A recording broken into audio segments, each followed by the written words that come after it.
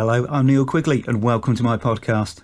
So Labour moved forward one of their manifesto pledges by a year, and in doing so are basically saying to brand new 18-year-old voters, vote for us and go to university for free. So the party have basically turned into McDonald's by offering teenagers incentives to pick them.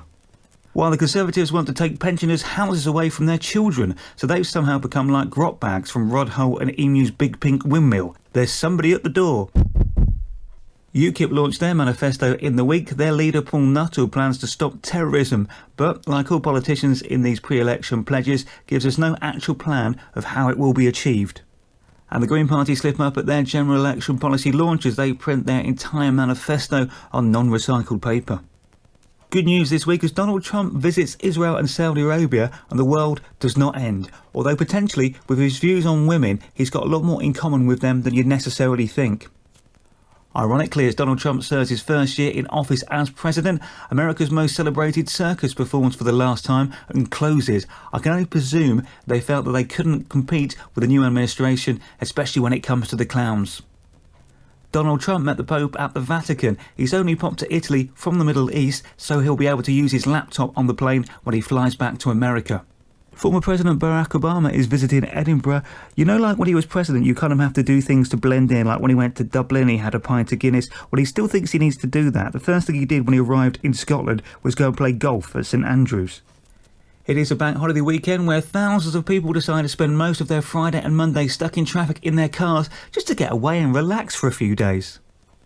Some flights at Gatwick are apparently leaving with no luggage. They say it's due to computer problems. I just think Bear Grylls has started running his own survival-style airline.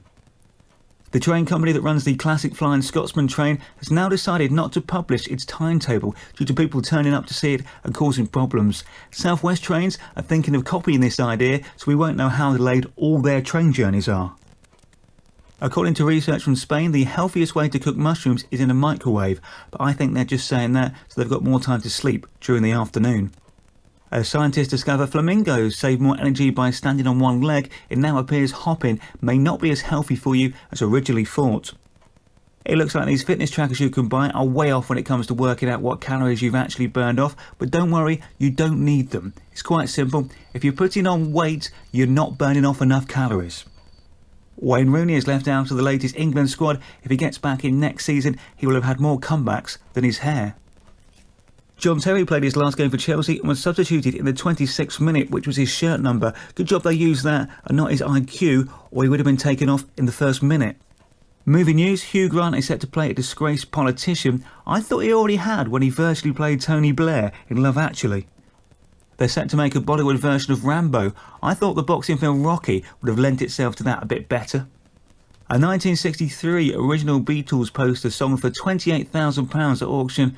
With Paul McCartney still touring, you do know you could actually still see an actual Beatle perform for much less than that. Over £3,000 worth of Lego has been stolen from targeted raids on shops all over England. Police are currently trying to fit all the pieces together and build a case against the thieves. The Swedish firm IKEA are in the middle of a management restructure, but someone has mislaid the instructions and there appears to be a couple of key pieces missing, so it is taking a lot longer than planned. A UK company is manufacturing solar-powered lamps which they're selling to African countries for only $5 to help them out, although these items do only work during the day. Facebook founder Mark Zuckerberg returned to the university he dropped out of to receive an honorary degree. Does this give out the right or wrong message? I mean, I guess only drop out if you're sure you'll be very successful. I bet his lecturers were giving him daggers. They're still there, working hard daily, and he's pretty much a retired billionaire in his early 30s. I feel a bit sorry for the moderators working at Facebook who are currently getting a hard time for controlling offensive or dangerous posts. In their defence, virtually nothing on social media sites can be described as moderate. Walker's Chris had some problems this week with an online campaign they were running. It was your chance to get your photo on the campaign and have Gary Lineker hold it and talk about you. Trouble was, it was kind of intercepted by the people of the internet, and you could imagine some of the pictures that Gary was holding up. Not quite the wholesome event you'd hope for, to be fair. There were some very nasty flavours. Left a terrible taste in the mouth. Scientists have discovered that sperm can be successfully frozen and stored in space. I presume they may have been worried about problems on re-entry. There is talk of an emergency sperm bank on the moon.